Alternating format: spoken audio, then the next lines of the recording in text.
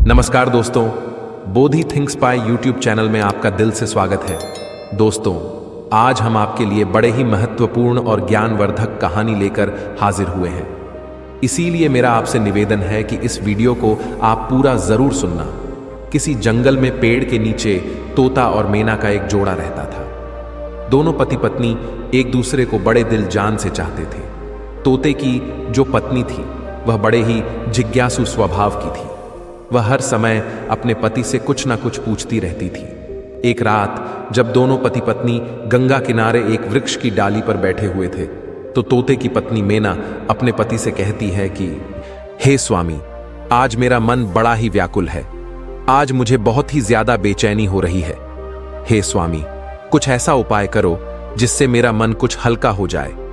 जब तोता अपनी पत्नी की इन बातों को सुनता है तो तोता अपनी पत्नी से कहता है कि हे प्रिय, ऐसा क्या कारण है जिससे तुम्हारा मन इतना व्याकुल है?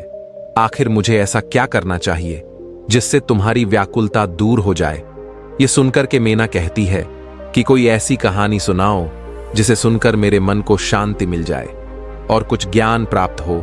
इस प्रकार से तोता अपनी पत्नी को कहानी सुनाने लग जाता है और अपनी पत्नी से कहता है कि हे प्रिय मनुष्य, कितना भी गरीब क्यों ना हो, इन चार व्यक्ति को अपने साथ हमेशा रखना चाहिए। इनका कभी अपमान नहीं करना चाहिए। फिर मैना कहती है, हे स्वामी, वह कौन चार व्यक्ति हैं जिसे किसी भी मनुष्य को अपने साथ रखने चाहिए? तोता कहता है कि मैना जी, मैं तुम्हें यह बातें एक कहानी के माध्यम से बताऊंगा, इसलिए तुम इस कहानी को पूरा सुनना। तब मैना कहती है कि हे स्वामी, मैं आपकी इस कहानी को पूरे मन से सुनूंगी, कृपया आप कहानी सुनाइए। तब तोता अपनी कहानी शुरू करता है और कहता है कि है प्रिय, एक गांव में एक वृद्ध महिला अपने दो बेटों के साथ रहती थी। उसका पति पहले ही गुजर चुका था और उनके पास केवल दो बेटे ही थे। इस प्रकार उनके परिवार में कुल 3 सदस्य थे। उनकी जमीन भी बहुत कम थी। वह अपने बेटों के साथ मिलकर उस छोटी सी जमीन पर काम करती थी। उसके बेटे बहुत मेहनती थे। उन तीनों का जीवन उस छोटी सी जमीन से चलता था। समय के साथ जब बेटे बड़े हुए और विवाह के योग्य हो गए तो उस वृद्ध महिला ने उनकी शादी करवा दी। घर में 2 बहुएं आ गईं। कुछ समय तक सब कुछ अच्छा चल रहा था। घर में बहुत प्रेम था और सभी मिलजुल कर रहते थे। लेकिन जैसे जैसे समय बीतता गया, दोनों बहुओं में आपस में झगड़ा होना शुरू हो गया। कभी इस बात को लेकर तो कभी उस बात को लेकर बड़ी बहू छोटी बहू से कहने लगती कि तुम ऐसा करती हो, वैसा करती हो, तो उन्होंने हमारे साथ यह कर दिया, उन्होंने वह कर दिया। इन्हीं बातों को लेकर कि बड़ी बहू भी छोटी बहू से उल्टी सीधी बातें कहती रहती थी और लड़ाई होती रहती थी। एक दिन छोटी बहू को जब मौका मिल जाता है तो वह बड़ी बहू से लड़ पड़ती और कहती कि तूने घर का यह काम नहीं किया, वह काम नहीं किया। बड़ी बहू ने कहा कि तू अपने हिस्से का काम कर, मैं अपने हिस्से का करूंगी। कभी कहती कि तू आराम से पड़ी रहती है और मैं पूरे दिन काम में लगी रहती हूं। इसी कारण से छोटी बहू का बड़ी बहू से झगड़ा होने लगता था। अब यह उनका रोज का काम हो चुका था। वह दोनों बहुएं हमेशा किसी न किसी बात पर आपस में झगड़ती रहती थीं। अब तो वृद्ध महिला भी इन बहुओं के झगड़ों को देखकर काफी परेशान हो चुकी थी। उन्हें लगने लगा कि उनके बेटों की पत्नियां बहुत झगड़ा करती हैं। उन्होंने इस बारे में अपने बेटों से बात की। बेटों ने उन्हें समझाने की कोशिश की, पर इसका उन पर कोई असर नहीं हुआ। एक दिन उस वृद्ध महिला ने सोचा कि जब हम 3 लोग घर में रहते थे तो थोड़ी सी जगह में हमारा गुजारा हो जाता था और अब हम 5 लोग हो गए हैं, इसलिए हमारे घर का खर्च पूरा नहीं हो पा रहा। शायद यही कारण है कि झगड़े हो रहे हैं। इसी वजह से वृद्ध महिला ने अपने दोनों बेटों से कहा, बेटा, तुम लोग परदेश चले जाओ और कोई नौकरी ढूंढकर पैसे कमाओ ताकि धन लेकर आ सको और यह झगड़ा खत्म हो सके, क्योंकि जब घर में पैसा आएगा तो जरूरतें पूरी होने लगेंगी और आपसी लड़ाई रुक जाएगी। अक्सर कहा जाता है कि घर में लड़ाई झगड़े का एक ही कारण होता है, पैसे की कमी। जब व्यक्ति के पास पैसे नहीं होते हैं, उसकी रोजमर्रा की जरूरत पूरी नहीं होती, तो वह परेशान होने लगता है। दूसरा कारण, लड़ाई झगड़े का मूल कारण यह भी होता है, व्यक्ति जरूरत से ज्यादा यदि खाली बैठा रहे तो फिर उसके दिमाग में खुरापात ही आती है। और फिर वह किसी से भी लड़ाई झगड़ा करके ही शांत होता है। तीसरा कारण है जब व्यक्ति ज्यादा चालाकी करता है, यानी व्यक्ति अपनी जिम्मेदारियों से भागता है, अपने हिस्से के काम से मन चुराता है, सिर्फ बैठकर खाने की इच्छा करता है, तो लाजमी है उस घर में लड़ाई झगड़ा तो होगा ही। चौथा कारण है जब व्यक्ति ईर्ष्या करता है, जब कोई दूसरे व्यक्ति को तरक्की करते हुए देखता है और खुद को आगे नहीं बढ़ा पाता है, तो फिर उसे जलन होने लगती है और वैसी स्थिति में लड़ाई झगड़ा ही करता है, और वह लोग अपना अधिकतर समय लड़ाई झगड़ा और चुगली में बिताता है। प्रिय मित्रों, दोनों पुत्रों ने वृद्ध महिला की इच्छाओं का सम्मान किया। वृद्ध महिला से अनुमति लेकर और अपनी अपनी पत्नियों को यह समझाकर कि हमारे ना रहने पर वे हमारी मां का ध्यान रखेंगे, और उन्हें अलविदा कहकर वे दोनों पैसा कमाने के लिए प्रदेश चले गए। उनकी दोनों बहुएं अभी भी देवरानी जेठानी में नहीं बनती थीं। एक दिन बड़ी बहू को वृद्ध महिला ने समझाया कि तुम बड़ी हो और वह तुमसे छोटी है, तुम्हारे पति प्रदेश में धन कमा रहे हैं और तुम दोनों यहां आपस में झगड़ा कर रही हो। यह उचित नहीं है, वह तुमसे छोटी है, इसलिए उसकी छोटी मोटी गलतियों को सहन करना सीखो। कहा जाता है कि क्षमा और धीरज रखना बड़ों को शोभा देती है। अगर छोटी गलती कर दे तो उसे क्षमा करो और समझाओ, क्योंकि तुम बड़ी हो और जो बड़े होते हैं वे सदैव सम्मान के पात्र होते हैं। अपनी सास यानी वृद्ध महिला की बात सुनकर बड़ी बहू क्रोध में चिल्लाती है और कहने लगी, आप छोटी बहू की वफादारी कर रही हो, आप मुझे समझाकर उसे लड़ने के लिए उसका और मनोबल बढ़ा रही हो। अगर यह बात वह सुन लेगी तो वह और ज्यादा लड़ेगी और ज्यादा उत्पाद करेगी और हमें भी फिर परेशान करेगी। इसका मतलब है कि आप उसे लड़ने का मौका दे रही हैं, उसे कुछ भी नहीं कहती। वृद्ध महिला ने कहा, तुम इतना गुस्सा क्यों हो रही हो? क्योंकि पहले बड़े को समझना चाहिए, उसके बाद छोटे को समझाना चाहिए। मैं तुमको समझा रही हूं, फिर छोटी को भी समझाऊंगी। वृद्ध महिला की बात सुनकर बड़ी बहू ने थोड़ा बहुत काम किया और गुस्से में चली गई। इधर अगले दिन फिर लड़ाई होती है तो छोटी बहू के पास जाकर वृद्ध महिला समझाती है और कहती है, देख बहू, वह तुझसे बड़ी है और तू छोटी है, फिर ऐसे क्यों झगड़ते हो? घर में बार बार क्यों लड़ाई करती है? तेरा पति यानी मेरा बेटा तो घर पर नहीं है, वह प्रदेश में पैसे कमाने गया है और तुम यहां झगड़ा कर रहे हो। यह ठीक नहीं है। मोहल्ले और पड़ोसियों के लोग देखकर हम पर हंसते हैं, इसलिए घर में शांति से और प्यार से रहो। जब घर में प्रेम होता है तो धन और समृद्धि अपने आप आती है। छोटी बहू ने सोचा कि यह वृद्ध महिला बड़ी बहू का पक्ष ले रही है। छोटी बहू कहने लगी, अरे बुढ़िया, तुम ज्यादा हमें समझाने की कोशिश मत करो, और नहीं तो मैं तुम्हारा भी अपमान कर बैठूंगी। मैं जानती हूं तू अपनी बड़ी बहू को बहुत चाहती हो और मुझे फूटी आंख से भी नहीं देखती। छोटी बहू को समझा समझाकर वृद्ध महिला भी चली गई और विचार करती है कि इन दोनों की बुद्धि खराब है, ये मानेगी नहीं। इन्हें समझाओ तो यह उल्टा मुझसे ही सवाल करती है, मुझसे लड़ने की बात करती है। फिर वृद्ध महिला ने विचार किया, इससे तो अच्छा यही है कि अपनी इज्जत यदि बचानी है तो इन्हें समझाना बंद करना होगा। कहते हैं, जहां पर अपनी बात की कोई अहमियत ना हो वहां बोलने से अच्छा है चुप रहना चाहिए। यदि आप वहां बोलने जाएंगे तो आप उनके दुश्मन बन जाएंगे। वृद्ध महिला सोचने लगी कि मेरी बात किसी को पसंद नहीं आ रही है, उल्टा यह दोनों मुझ पर हावी हो जाती है। अगर किसी दिन हाथ उठा दिया, यदि यह दोनों कभी मुझे मारने लगी तो मैं अपना मुंह दिखाने लायक नहीं रहूंगी, इसलिए उन्हें समझाना मेरे लिए मुश्किल है।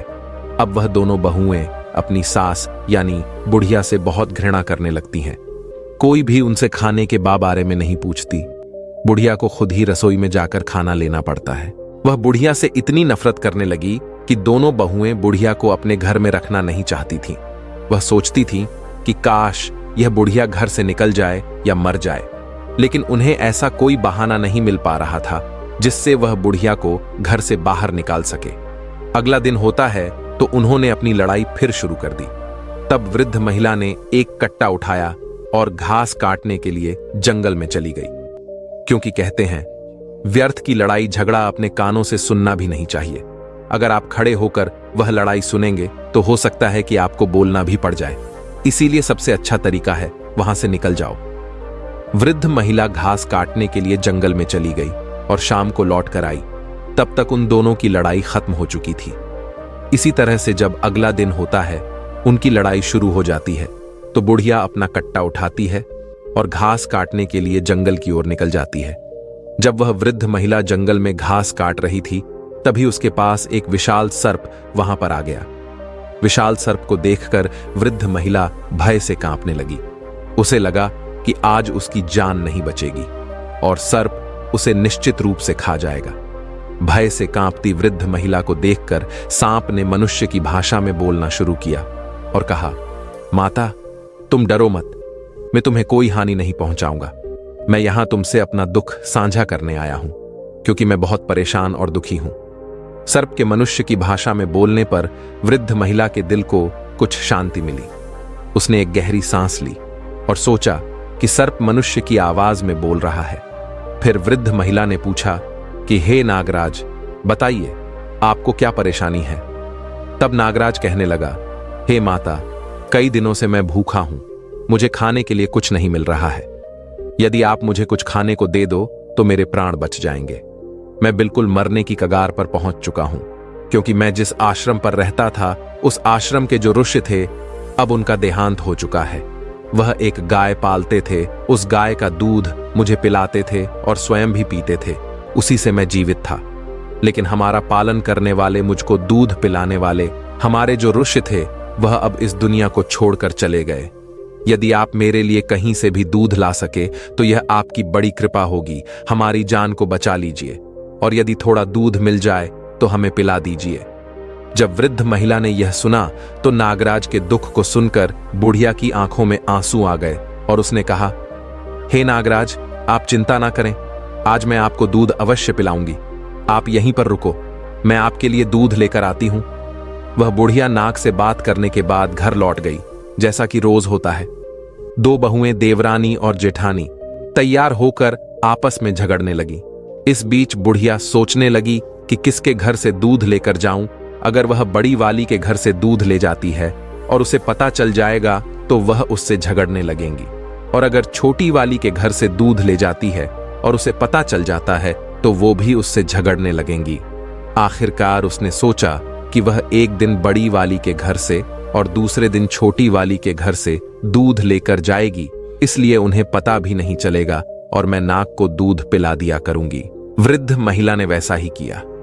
बड़ी वाली के घर से उसने थोड़ा सा दूध लिया और दूध को लेकर कट्टे में छुपाकर घास लेने के लिए जंगल में चली गई।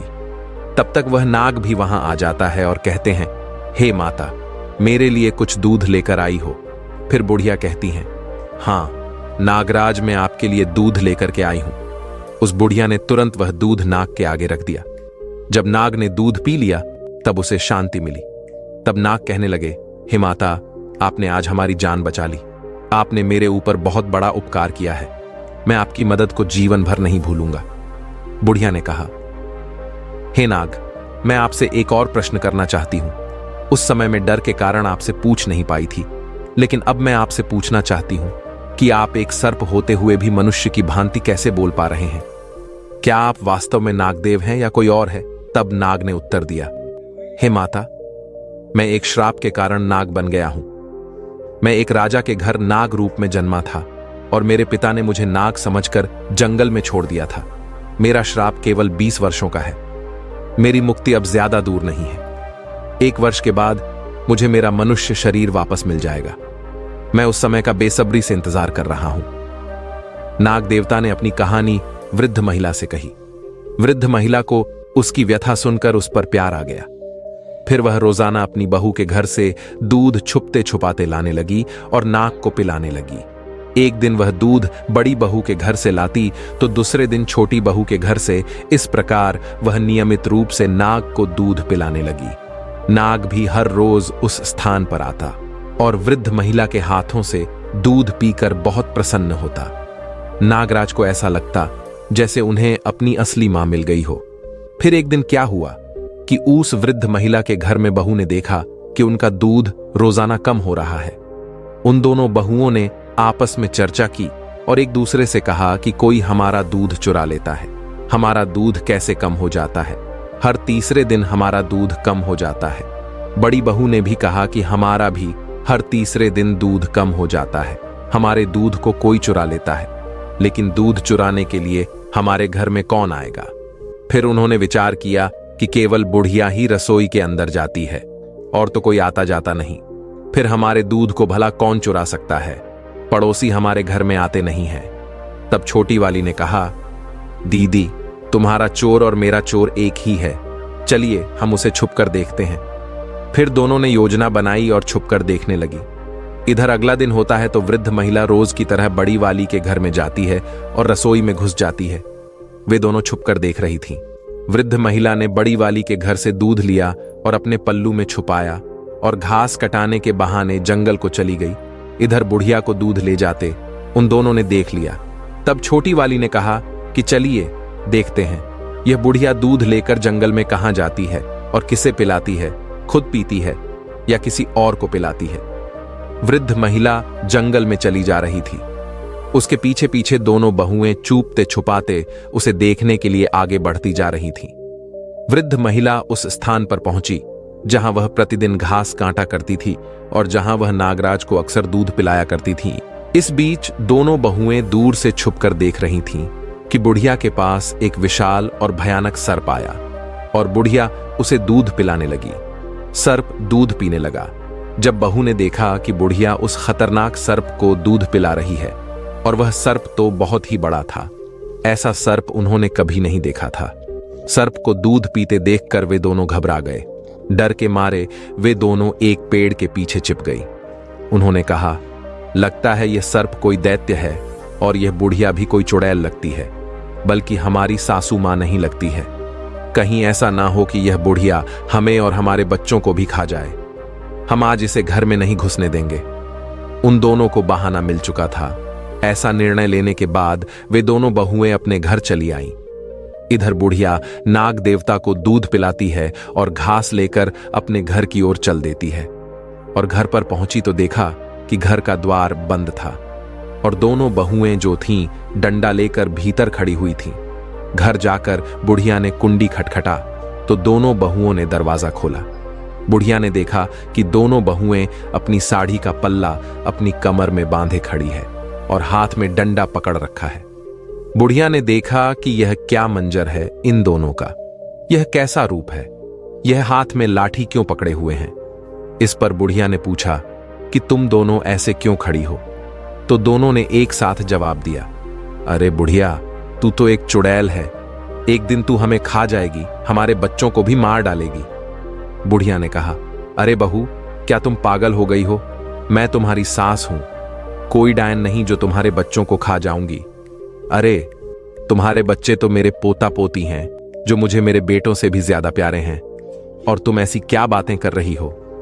तब वह दोनों बहुएं कहने लगी, अरे बुढ़िया, हमें पागल मत बनाओ, हमने तुम्हें देख लिया है, तू एक खतरनाक सर्प को दूध पिलाती हो, हमारे घर से चोरी करके दूध ले जाती हो और उस सर्प को पिलाती हो। वह सर्प कोई राक्षस है और तू उसके साथ में कोई चुड़ैल या डायन है, और अब हम तेरा विश्वास बिल्कुल नहीं करेंगे। आज के बाद तुम्हारे लिए इस घर में कोई जगह नहीं है, तुम्हें इस घर में हम घुसने नहीं देंगे, और ज्यादा जबरदस्ती की तो यहां से फिर जिंदा बचकर नहीं जाओगी। इसलिए अच्छाई यह है कि तू यहां से सीधे वापस चली जा, आज से तेरा हमसे कोई संबंध नहीं। बुढ़िया ने दोनों बहुओं को बहुत समझाया। फिर बुढ़िया कहने लगी, तुम लोग जो सोच रही हो ऐसा कुछ भी नहीं है, यह मेरा घर है और मुझे अंदर आने दो। अब परिणाम यह हुआ कि दोनों बहुओं ने उस बुढ़िया को घर में घुसने ही नहीं दिया।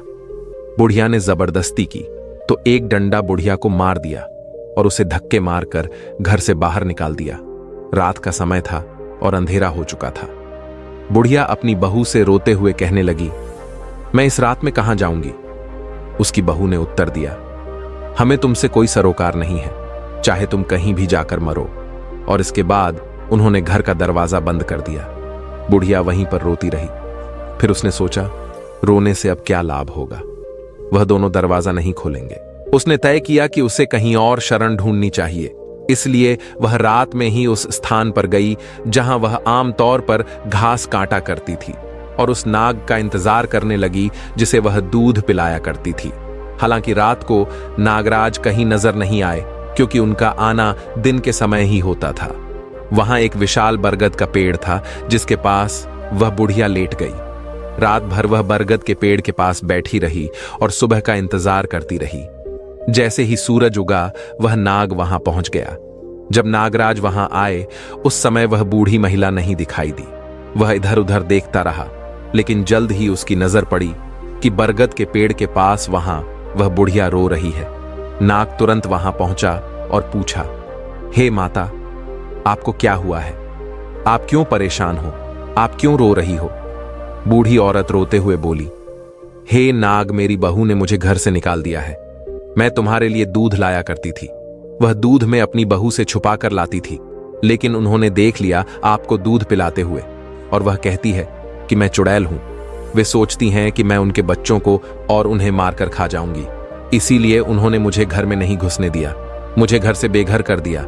मेरे बेटे घर पर नहीं हैं, दोनों बेटे परदेश में नौकरी करने गए हैं। अब मैं क्या करूं? कहां जाऊं नागराज को? बुढ़िया ने सारी बात बताई।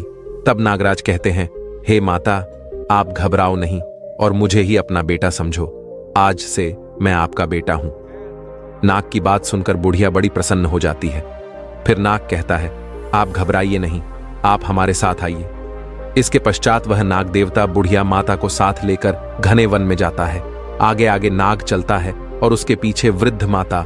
वे एक विकराल जंगल में पहुंचते हैं, जहां नाग बुढ़िया माता को लेकर आता है, जहां वह आश्रम में दूध पीने जाता था। नाग बुढ़िया को उस आश्रम तक ले आता है। बुढ़िया पूछती है, बेटा, यह आश्रम किसका है? यह तो बहुत ही मनोरम है। तब नाग कहता है कि यह आश्रम एक ऋषि महात्मा का था, जो अब परमात्मा को प्यारे हो गए हैं। उनका देहांत हो गया है। मैं यहां पर ही रहता था और इसी आश्रम में मुझे उस ऋषि महात्मा ने गाय का दूध पिलाया था। गाय भी यही कहीं आसपास होगी। वह बेचारी भटक रही होगी। अगर वह हमें देख लेगी तो निश्चित ही यहां आ जाएगी। कुछ समय पश्चात वह गाय भी वहां आ जाती है। गाय के थन दूध से भरे हुए थे। तब नाग कहते हैं, हे माता, इस गाय का दूध निकालिए और आप भी पी लीजिए, हमें भी पिलाइए। बुढ़िया गाय का दूध निकालती है। उसके बाद उस नाग को दूध पिलाती है और स्वयं पीती है। फिर नाग कहता है, हे माता, अब आप घबराइए नहीं, आप निश्चिंत होकर इस आश्रम पर रहे। यह गाय हमारे लिए दूध देगी और यहां ऋषि महात्मा की कृपा है। वह एक अपनी कृपा छोड़कर यहां से चले गए हैं। ऋषि महात्मा की कृपा से यहां अन्नपूर्णा का वास रहता है। यहां पर रहने वाले को किसी चीज की कोई कमी महसूस नहीं होती है। खाने पीने की हर चीज यहां उपलब्ध होती है। आप कुछ भी खाएं, कुछ भी बनाएं। यह सुनकर बुढ़िया और भी ज्यादा खुश हो जाती है और फिर अपने बेटे नाग के साथ में वो बुढ़िया वहीं आराम से रहने लगती है। नागराज हर दिन घूमने निकल जाता था और शाम को वापस आ जाता था, जबकि बुढ़िया और गाय वहीं चैन से रहते थे। गाय भी हर रोज घास खाने जाया करती थी और शाम को वापस लौट आती थी। शाम के समय वे तीनों एक साथ बैठकर भोजन करते थे और आश्रम में प्यार से रहते थे। लेकिन एक दिन की बात है, नागराज जो हर दिन की तरह घूमने गया था, शाम को वापस नहीं आया। इससे बुढ़िया को बहुत चिंता होने लगी, क्योंकि वे तीनों साथ में भोजन किया करते थे। शाम को गाय तो आ गई, लेकिन नाग नहीं आया। बुढ़िया इंतजार करती रही कि उसका बेटा नाग इतना अंधेरा हो जाने के बावजूद भी वापस नहीं आया। बुढ़िया रात भर अपने बेटे नागराज का इंतजार करती रही। उसने कुछ भी नहीं खाया, पूरी रात भूखी रही, लेकिन फिर भी वह नाग लौट कर नहीं आया। अगला दिन होता है तो स्वयं बुढ़िया नाग को ढूंढने के लिए जंगल की ओर चल देती है। बुढ़िया और गाय दोनों नाग को ढूंढते ढूंढते जंगल में निकल गई। थोड़े दूर जाने के बाद उन्होंने जंगल में उसने देखा कि वहीं उसका बेटा नाग जमीन पर गिरा पड़ा था और वह नाग उस पेड़ की टहनियों में दबा हुआ था। नाग को टहनियां के नीचे दबा हुआ देखकर बुढ़िया व्याकुल हो जाती है और गाय की सहायता से टहनियों को हटाती है। वह नाग काफी घायल और जख्मी हो चुके थे। जब नाग को होश आया तो बुढ़िया पूछती है, बेटा, यह सब कैसे हुआ? इस पर नाग अपनी पूरी कहानी बताता है। हे माता, मैं जब शाम को आश्रम लौट रहा था तो एक भयानक तूफान आ गया। तूफान के आने से मैं एक पेड़ पर चढ़ गया, लेकिन तूफान के झोंके से वह पेड़ गिर गया और मैं उसके नीचे दब गया। मैंने निकलने की बहुत कोशिश की, पर सफल नहीं हो पाया। मैं सोचता रहा कि मेरी मां मेरा इंतजार कर रही होगी, पर मैं बाहर नहीं आ पाया। मुझे चोट भी लग गई। इसके बाद बुढ़िया कहती है, बेटा तुम घबराओ नहीं, आओ मैं तुम्हारी चोट का इलाज कर देती हूं। इस तरह से बुढ़िया अपने नागराज को आश्रम ले जाती है और कुछ औषधि को पीस कर लाती है। फिर वह इन्हें मिलाकर एक लेप तैयार करती है और उस नाग के घायल शरीर पर लगा देती है। रोजाना इस लेप को लगाने से धीरे धीरे उसके घाव भरने लगते हैं। इस लेप को लगाते हुए बुढ़िया ने उसे पूरी तरह से ठीक कर दिया। 1 साल बीत जाने के बाद वह नाग का रूप छोड़कर फिर एक मनुष्य के रूप में आ जाता है। अब वह बेहद ही सुंदर राजकुमार बन जाता है। उन्हें एक सुंदर और रूपवान राजकुमार के रूप में देखकर बुढ़िया बहुत खुश होती है और बार बार उन्हें प्यार से छूती है। बुढ़िया माता की खुशी का ठिकाना नहीं रहा।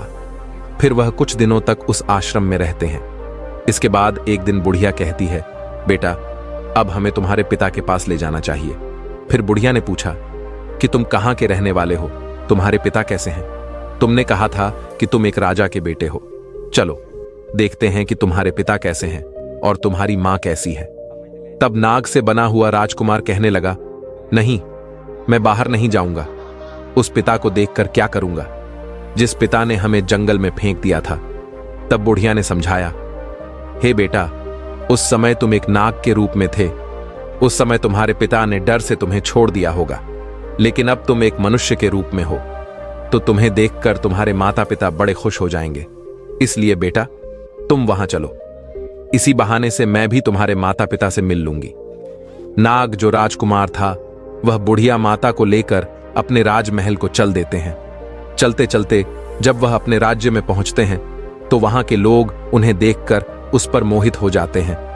सब लोग सोचने लगते हैं, काश यह खूबसूरत राजकुमार हमारा होता, कितना भला होता। वे दोनों उस शहर में प्रवेश करते हैं और राजकुमार वहां के चौकीदार से मिलकर पूछते हैं, राजा से मिलना है। चौकीदार उन्हें राजा के मंत्री के पास ले जाते हैं। मंत्री के पास पहुंचकर बुढ़िया माता और राजकुमार ने राजा से मिलने की इच्छा जताई। उन्होंने कहा, मंत्री जी, हम यहां के राजा और रानी से मिलना चाहते हैं। वह कहां है? इस पर मंत्री ने उत्तर दिया, बेटा, हमारे राजा और रानी इस समय मिलने के योग्य नहीं है। उनकी स्थिति बहुत खराब है। राजा स्वयं अपने राज्य की देखभाल नहीं कर पा रहे हैं। यहां का सिंहासन खाली पड़ा है। तब राजकुमार ने जिद की और बुढ़िया ने भी कहा कि नहीं, मंत्री जी, कोशिश करिए कि हम उनसे मिल सके। हमारा उनसे मिलना बहुत जरूरी है। तब मंत्री कहता है कि राजा साहब बहुत बीमार है। यह बात 20 साल पुरानी है। रानी ने एक सर्प को जन्म दिया था। राजा साहब ने जब सर्प को देखा तो वह बड़े भयभीत हुए। उन्हें बड़ा बुरा लगा। रानी के लिए तो वह सर्प भी प्यारा था, क्योंकि मां के लिए उसका बच्चा कैसा भी हो उसके लिए प्रिय होता है। लेकिन राजा ने सोचा कि यह बात सुनकर लोग क्या कहेंगे। राजा के घर में पुत्र के जगह एक सर्प का जन्म हुआ है तो सभी प्रजा हमसे घृणा करेगी। इसीलिए राजा ने उस सर्प को जंगल में फेंक दिया और तब से राजा रानी जो है बीमार रहते हैं। उनका शरीर सूख कर कांटा हो गया है और राज सिंहासन को उन्होंने छोड़ दिया है। कभी सिंहासन पर विराजमान नहीं होते और अपने महल में राजा रानी बुरी तरीके से मायूस अवस्था में पड़े रहते हैं। जब उस राजकुमार ने यह सुना तो उसने मंत्री से अनुरोध किया कि अगर वह उनसे मिलवा दे तो बहुत कृपा होगी। तो मंत्री उस राजकुमार और उस वृद्ध महिला को राजा और रानी के पास ले जाता है, जहां उस लड़के के माता पिता निराशा में लेटे हुए थे। महल में लेटे लेटे उनका शरीर गल गया था और वह सदा चिंता में डूबे रहते थे। फिर राजकुमार उस बुढ़िया के साथ राजा और रानी के पास जाता है और राजकुमार उनके पैर छूता है। जब राजकुमार अपने माता पिता के पैरों को छूता है तो राजा और रानी में एक संवेदना की लहर दौड़ जाती है कि वे दोनों उठ करके बैठ जाते हैं और कहते हैं कि बेटा, तुम कौन हो, कहां से आए हो? तुमने हमारे पैर छुए हैं। तुम्हारे पैर छूते ही ऐसा लगता है कि हमारे अंदर कोई शक्ति आ गई है। तुम कौन हो? बेटा, अपना परिचय दो। तब वह बेटा अपनी सारी कहानी सुनाता है और कहता है कि पिताजी, मैं आपका बेटा हूं। और रानी से कहता है कि माता, मैं आपका पुत्र हूं। मैं आपके गर्भ से जन्म लिया था। मैं नाग के रूप में था। मुझे ऋषि का श्राप लगा हुआ था, इसीलिए मैं नाग बना, लेकिन आप लोगों ने मुझे जंगल में फेंक दिया। 20 साल का श्राप था। 20 साल पूरे हो गए और आज हम पुनः मनुष्य स्वरूप में आ गए हैं। मां, अब क्या आप मुझे अपने हृदय से नहीं लगाओगी? इतने शब्द सुनने के बाद मैं बिस्तर से भाग करके अपने बेटे को हृदय से लगा लेती है और रोने लगी थी है। और उस राजा के लिए खुशी का ठिकाना नहीं रहा। राजा रानी ने अपने बेटे को गले से लगा लिया, बार बार उसे प्रेम करने लगी। उन राजा रानी को ऐसा लगता था मानो उनके अंदर एक शक्ति आ गई हो। इतनी कहानी सुनाने के पश्चात राजा और रानी कहते हैं कि इंसान को कभी भी यह 4 चीज नहीं छोड़नी चाहिए। पहला बच्चा, दूसरा बुजुर्ग, तीसरा पागल और चौथा मेहमान। इन्हें कभी भी अपने घर से नहीं निकालना चाहिए। फिर उसके बाद राजा ने सभी प्रजा को संबोधित कर दिया कि हमारा बेटा आ गया है। प्रजा भी बहुत खुश हुई। राजा ने सभी को यह सूचना दे दी कि कल राजकुमार अब से राजगद्दी पर बैठेगा। अगले दिन राजा ने उसका राज्य अभिषेक किया। उसी दौरान वह बुढ़िया थोड़ी उदास हो जाती है, सोचने लगती है अब मैं कहां जाऊं। तब राजकुमार के पिता राजा कहते हैं, हे माता, आज से आप यहां की राजमाता कहलाओगे। अब वृद्ध महिला बहुत ही प्रसन्न होती है। जब वह बूढ़ी मां के दोनों बेटे घर लौटे और उन्होंने अपनी मां को घर में ना पाया तो उन्होंने अपनी पत्नियों से पूछा कि हमारी मां कहां गई है। उनकी पत्नियों ने उत्तर दिया कि तुम्हारी मां एक डायन थी, इसीलिए मैंने उन्हें मारकर भगा दिया। वह हर दिन जंगल में जाकर सर्प को दूध पिलाया करती थी। अपनी पत्नियों की इस बात को सुनकर बूढ़ी मां के दोनों बेटे क्रोध से भर उठे और अपनी पत्नियों को डांटते फटकार हुए उन्हें घर से निकालने लगे। वह बोले, तुम्हें शर्म नहीं आती? हमारी मां को चुड़ैल और डायन कह रही हो। हमारी मां कहां है? जल्दी बताओ, नहीं तो तुम्हें छोड़ेंगे नहीं। लेकिन उन बहुओं को असल में नहीं पता था कि बूढ़ी मां इस समय कहां है। अब तो उनके पति रोजाना उन्हें डांटते फटकार थे, उन्हें मारते पीटते थे। धीरे धीरे उनकी हालत खराब हो गई, क्योंकि ना तो उन्हें चैन से भोजन मिल रहा था और ना ही कोई सम्मान। उनके ही बच्चे उनसे नफरत करने लगे थे। सब लोग उन्हें घृणा की नजर से देखने लगे थे, क्योंकि कहते हैं ना कि जो अपने बड़े बूढ़ों का अनादर करता है, अपमान करता है, तो उसका भी अपमान समाज करता है। उनके बच्चे भी उनका सम्मान नहीं करते। कुछ दिन बाद उस वृद्ध महिला के बेटे का एक मित्र आता है और उसे बताता है कि उसकी मां जो है वह एक राज्य की राजमाता है। तो फिर दोनों बेटे बड़े खुश होते हैं और सोचते हैं कि हमारी मां बड़ी दयालु स्वभाव की थी, रोज भगवान की पूजा पाठ करती थी, भगवान की भक्ति करती थी। इस प्रकार भगवान ने उन्हें कितना उच्च पद प्रदान किया है। बेटों को यह सुनकर बहुत आनंद आता है और इसके बाद वे राज दरबार में जाते हैं। राजा की सहायता से अपनी वृद्ध माता राजमाता से मिलते हैं और उनसे कहते हैं, मां, अब आप घर चलिए, हम आपको लेने आए हैं। तब वह वृद्ध मां कहती है, मेरे बेटे, मैं यहां रहकर खुश हूं। यहां हमारे पास एक और बेटा है। तुम बिना किसी चिंता के घर जाओ, मेरा आशीर्वाद तुम्हारे साथ है। अपनी पत्नी और बच्चों के साथ सुखपूर्वक जीवन व्यतीत करो। इस प्रकार अपनी मां का आशीर्वाद प्राप्त कर दोनों भाई घर लौट आते हैं। वृद्ध मां का बेटा और पोता तो अपने जीवन में खुश थे, लेकिन उनकी बहुएं दुखी थीं। भगवान उन्हें अपने कर्मों का फल दे रहे थे। इतना कहकर तोता इस कहानी को समाप्त करता है। दोस्तों, जीवन में एक बात हमेशा ध्यान रखना कि अपने माता पिता, घर के बड़े बुजुर्गों के साथ दुर्व्यवहार कभी ना करें। अपने माँ बाप को घर से कभी मत निकालना, उनकी सेवा करें। जो लोग अपने माता पिता की सेवा नहीं करते, भगवान उन्हें अवश्य दंडित करते हैं। दोस्तों, आपने आज के इस वीडियो से क्या सीखा वह मुझे आप कमेंट में बता सकते हैं। इसी के साथ में उम्मीद है कि आपको आज की वीडियो पसंद आई होगी। तो इस वीडियो को उस इंसान को शेयर करें जिससे यह कहानी सुनने की जरूरत है, और उसी के ठीक बाद चैनल को सब्सक्राइब करें। तो चलिए फिर मिलते हैं ऐसी एक और नई वीडियो में एक नए मैसेज के साथ। तब तक के लिए अपना ख्याल रखें। धन्यवाद और नमो बुद्धाय।